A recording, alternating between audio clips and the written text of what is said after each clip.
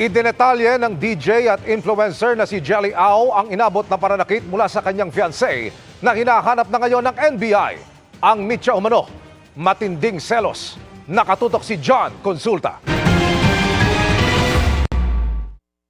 Duguan at puro pasa at sugat sa mukha ang DJ at influencer na si Jelly Au sa mga litratong ipinost online ng kaibigang si Christian Togado. Piniyagan niyang ipagamit yan sa GMA Integrated News.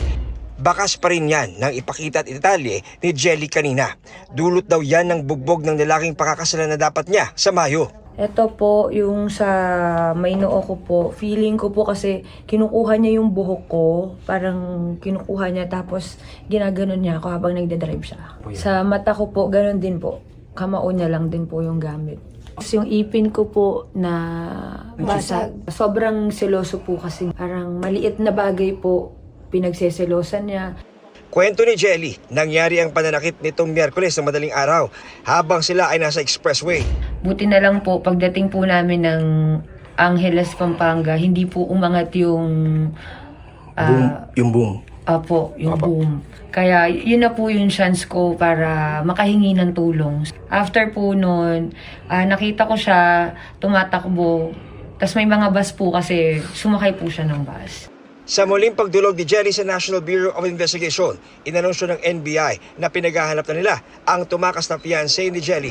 Kung seswertihin tayo, within the day, makukuha natin yung boyfriend niya at para mapanagot sa kasalanan na ginawa niya. Ang babae ay hindi sinasaktan. Inexamin din ng NBI ang sasakyan ni Jelly na pinangyarihan ng pananakit para may dokumento ang mga ebidensya dito.